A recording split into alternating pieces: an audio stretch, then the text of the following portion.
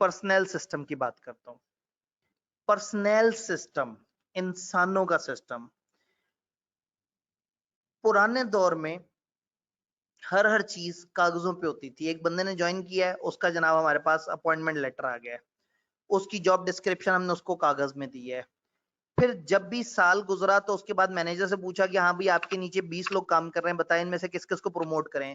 फिर वो याद करता है इन 20 लोगों में से कौन कौन अच्छे हैं, कौन से बुरे हैं। फिर उसे याद आता है कि एक दो ने ताजा ताजा मिठाई भी दी थी, एक दो ने ताजा ताजा गिफ्ट भी दिया था। फिर उसके जहन में कुछ लोग आते हैं, कुछ नहीं आते। ये जो छोटे मोटे इदारे होते हैं ना, वहां इंसानों का सिस्टम मैनुअल चल रहा होता है।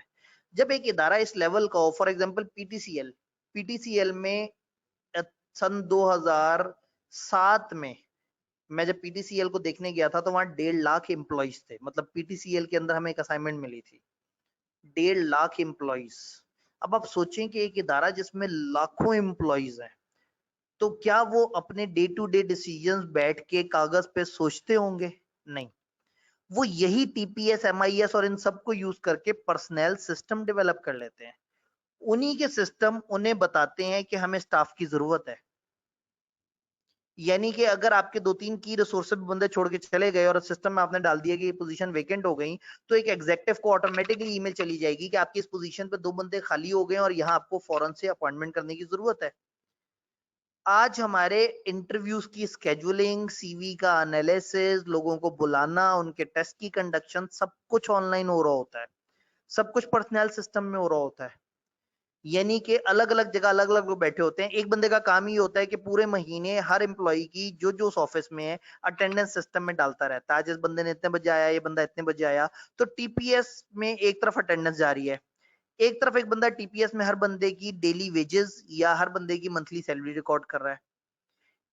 एक तरफ एक बंदा टीपीएस में बैठ के जिस भी एम्प्लॉय ने जो जो ट्रेनिंग कोर्स किया, जिस जिस एम्प्लॉय ने जब जब बोनस लिया, जिस जिस एम्प्लॉय ने जब जब जो अचीवमेंट की, वो रिकॉर्ड कर रहा है।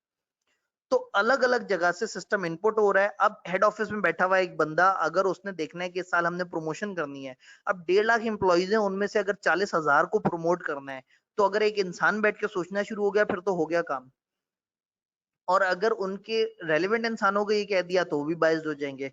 फिर क्या होता है, चलता है सॉफ्टवेयर। ये आप सॉफ्टवेयर को पैरामीटर दे देते हैं। आप कहते हैं कि ग्रेड 6 से ग्रेड 7 तक आपने लेके जाना है उन लोगों को जिनकी एज कम से कम इतनी है, जिनकी क्वालिफिकेशन रिकॉर्ड के मुताबिक कम से कम बैचलर्स के बराबर हो, जिन्होंने पिछले 1 साल में कम से कम 2 महीने टारगेट पूरा किया हो, जिन्होंने फलाना 5 ट्रेनिंग प्रोग्राम में से कम 2 ट्रेनिंग प्रोग्राम किए हो। जब आप ये सारे पैरामीटर अपने कंप्यूटर सिस्टम को देंगे, तो वो बैकएंड पे जाके डेटाबेसेस में से एम्प्लॉइज के रिकॉर्ड उठा के देखेगा और जिस जिस एम्प्लॉय पे वो रिकॉर्ड पूरा होगा उसको फिट कर देगा। तो आज के दौर में रिक्रूटमेंट एंड सिलेक्शन हो या प्रमोशन हो, इवन ट्रेनिंग एंड डेवलपमेंट की कहाँ कहाँ नीड है, किसकी क्या ट्रेनिंग हो गई, वो सारी चेक लिस्टें सब कंप्यूटर पे बन रहा है। लोगों की पे, उनकी क्लासिफिकेशन, इसकी इस पे में से प्रोविडेंट फंड कितना है, वो जो तनख्वाह में तनख्वाह कटेगी, जो तनख्वाह दी जाएगी उसमें से टैक्स कटेगा, प्रोविडेंट फंड कटेगा, टैक्स ऑटोमेटिकली किसी और जगह एंट्री हो जाए, प्रोविडेंट फंड किसी और जगह चला जाए, उसकी अलग एक अपडेट बन जाए। एक एक चीज एक दूसरे से जुड़ी हुई होती है। तो रिकॉर्ड कीपिंग, लोगों के बेनिफिट्स की एडमिनिस्ट्रेशन, लोगों के लिए डिफरेंट एक्शंस, रिडंडेंसी कौन छोड़ के गया, डिसिप्लिनरी प्रोसीजर के किस किस के खिलाफ कार्रवाई हुई, स्टाफिंग की नीड, पर्सनल की मैनेजमेंट, उनकी रिपोर्टिंग, उनके कंपनसेशन, वो सारी चीजें आज के दौर में पर्सनल सिस्टम कर रहे होते हैं।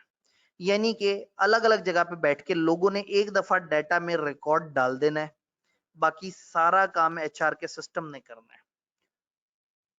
इवन गवर्नमेंट लेवल पे भी पंजाब गवर्नमेंट का एक बड़ा मजेदार सा पोर्टल है जो गवर्नमेंट कॉलेजेस के टीचर्स की प्लेसमेंट्स वगैरह उधर होती हैं कि कहाँ कहाँ हमारे पास टीचर शॉर्ट है, कौन कौन सा टीचर किस रूट से आएगा, उसको किस तरह से जाना है। जब से वो ये सिस्टम लेके आए हैं तब से सिफारिशें भी कम हो गई हैं और तब से नेपोटिज्म की बेस पे होने वाले डिसीजंस भी कम हो गए हैं, क्योंकि गवर्नमेंट का जो पर्सनल सिस्टम है वो ऑटोमेटेड तरीके से चीजों को हिसाब लगा के बताता है कि कहाँ कहाँ क्या जरूरत है।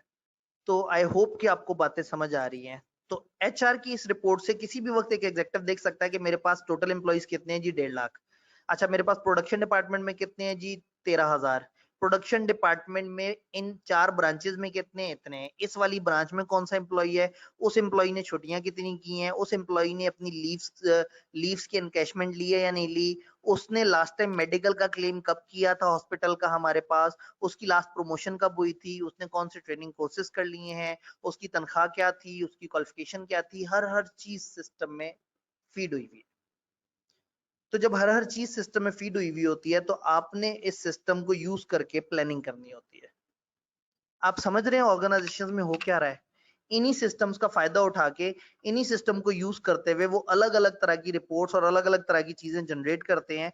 तो ऐसे में लोगों की रिक्रूटमेंट से लेके, सिलेक्शन से लेके, हायरिंग तक, आगे के सारे प्रोसीजर, ईच एंड एवरीथिंग अब सब कुछ कंप्यूटर के ऊपर हो रहा है।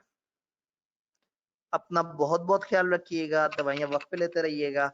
इंशाल्लाह ताला मिलते हैं। अल्लाह हाफिज।